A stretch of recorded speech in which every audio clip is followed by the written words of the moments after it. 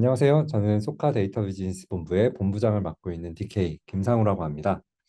저희가 소카 데이터 미더블 기획을 하고 이제 신청을 받았는데 생각보다 너무나 많은 분들이 신청해 주셔서 저희가 모두를 초대하지를 못했습니다. 그래서 죄송한 마음에 이렇게 영상으로나마 인사를 드리게 됐고요.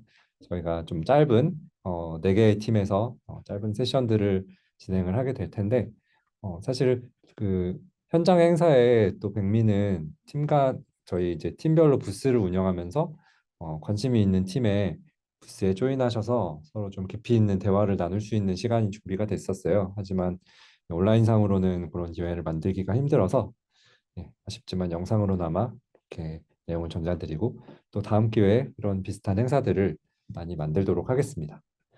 저는 간단한 오프닝을 담당하게 되었고 저희 회사 그리고 저희가 일하고 있는 산업 그리고 일 이야기를 간단하게 드려볼까 합니다. 먼저 저희 회사에는 이렇게 차량 관리를 담당하시는 팀원들이 많이 있습니다. 근데 저희 팀원 한 명이 몇 대의 차량을 관리를 할 것 같으신가요? 한번 상상을 해보시겠어요? 저희가 한 2014년경만 해도 이제 한 사람이 50대 정도의 차량을 관리를 했다고 제가 알고 있습니다. 그 당시에는 이제 저희가 엔진오일 순회 정비 차량 같은 것도 소유하고 있었고 세차 같은 것들도 직접 많이 수행을 했었는데요. 지금 2022년 현재는 이제 좀 상황에 따라 다르긴 하지만 대략적으로 팀원 한 명이 1000대 정도의 차량을 관리를 하고 있습니다. 그 말은 즉 세차 같은 거를 저희가 직접 하는 게 아니라 수많은 이제 세차 업체들 그리고 정비 업체들 같은 협력 업체들과 함께 차량을 관리를 한다는 뜻이고요. 저희 사무실에서는 이런 차량을 데이터나 AI 기반으로 차량을 운영을 하고 있다는 뜻입니다. 그리고 이제 이렇게 고도화된 차량 관리를 어, 리드하는 역할을 저희 데이터 비즈니스 본부에 있는 50여 명 그리고 9개 팀으로 구성되어 있는 데이터 사이언티스트들 그리고 데이터 엔지니어들, IoT 개발자들이 끌어나가고 있다고 설명드리겠습니다.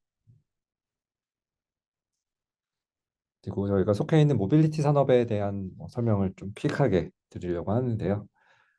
그 모빌리티 산업에 대해 이야기하기 전에 좀 교통 산업에 대해서 이해를 좀 해야 됩니다.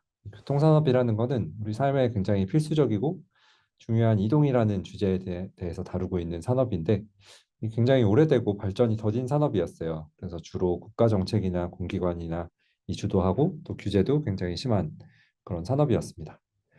근데 이런 교통 산업에 IT와 스타트업을 끼얹어서 굉장히 빠르게 발전시키고 있는 것이 모빌리티 산업이라고 생각해 주시면 되고 스마트폰이 뭐 전부 다 보급되고 그다음에 IoT 디바이스들도 굉장히 저렴하게 보급이 되고 이런 오토 사업들이 또 널리 퍼지고 또 AI 기술이나 최적화 기술들이 점점 대중화되면서 이런 산업이 가능해졌습니다. 그래서 글로벌하게는 우버나 리프트나 그랩 같은 회사들이 대표적이고 국내에는 이제 저희 소카나 혹은 비슷한 사업들을 영위하고 있는 카카오 모빌리티 같은 회사들이 있겠습니다. 그리고 수많은 또 크고 작은 회사들이 있고요.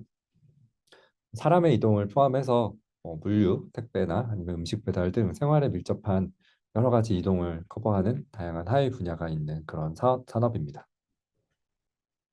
모빌리티 산업이 이제 좋은 점도 있고 힘든 점도 있는데 좀 힘든 점들에 대해서 이야기를 해보려고 합니다. 힘든 점들이 이제 한두 가지가 아니겠지만요. 그리고 세상에 쉬운 일은 없다고 생각은 하지만 이 모빌리티 산업에서 특히 힘든 점이라 하면은 이런 경쟁이 굉장히 치열하다는 점일 것 같습니다. 이제 저희 소카 같은 경우 카쉐어링이라는 사업을 메인으로 이제 하고 있는데 카쉐어링 사업에서는 사실 저희가 어, 이렇게 크게 경쟁 때문에 힘들다고 하기는 힘들 것 같습니다. 하지만 이런 직접 경쟁보다는 간접 경쟁이 훨씬 이제 거친데요. 이런 카쉐어링이 저희 뭐 2위, 3위 업체랑 경쟁하는 것뿐만 아니라 자가용이나 대중교통과도 경쟁을 해야 됩니다. 그리고 저희 또 자회사인 일레클이 하고 있는 공유 자전거 사업 같은 경우는 서울에서는 따릉이 같은 굉장히 저렴한 이런 공공 공유 자전거랑도 경쟁을 해야 됩니다.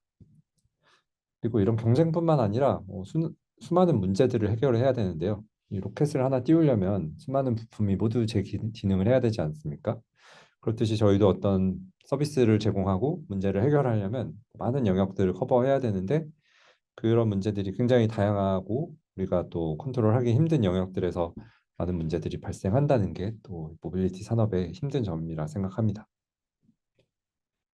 반면에 또 그 좋은 점들도 있는데요. 좋은 점들도 여러 가지지만 제가 생각했을 때 굉장히 이제 매력적인 부분은 이런 전동화나 자율주행 같은 좀 새로운 기술들이 또 빠르게 그리고 확정적으로 다가오고 있어서 또 미래가 많이 바뀔 거라는 점, 그리고 그런 바뀌는 미래에 대해서 할 수 있는 일들이 많다는 점, 그리고 이런 새로운 형태의 모빌리티나 어떤 유형 근무 등으로 우리 라이프 스타일이 많이 전환되어 가고 있다고 생각하거든요. 그래서 이런 이제 그 변화의 시점 속에서 우리가 이 산업에 속해서 여러 가지 문제들을 해결하면서 이제 경험을 할 수 있다는 거는 이렇게 일하는 사람들이 네, 어떤 미래의 커리어를 위한 좋은 경험들을 쌓을 수 있다는 뜻이라고 생각을 합니다. 네, 그래서 산업에 대한 퀵 브리핑을 이 정도로 마치고요. 저희가 실제로 이제 하고 있는 일들을 좀 살펴보자면 이렇게 방금 설명드렸듯이 경쟁으로 인해서 모빌리티 분야에서는 기본적으로 대부분 어떤 마진 구조가 매우 얇거나 혹은 어떤 신규 사업을 할 때 어느 정도 적자를 감수하고 사업을 하는 경우가 많습니다.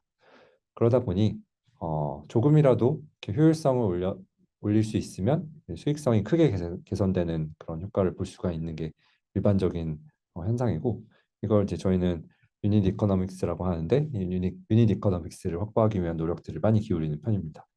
그리고 이제 소카 같은 경우는 이렇게 유닛 이코노믹스를 확보할 때 데이터나 최적화나 또 이런 AI를 통한 자동화 오퍼레이션들을 통해서 이런 비즈니스와 운영을 효율화하는 접근들을 많이 하고 있고요.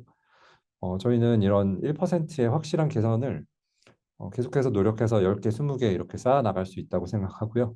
이런 것들이 이제 쌓이면 저희는 이 산업 자체를 완전히 바꿀 수 있다는 믿음을 가지고 여러 가지 일들을 하고 있습니다. 그래서 이런 것들이 쌓여서 결국은 보이지 않는 어떤 무형의 진입 장벽을 형성하기도 하고, 저희가 이제 어, 네, 그 소유차들이 전부 다 이제 공유차로 전환되는 그런 마중물 역할도 해낼 수 있다고 생각하고 있습니다.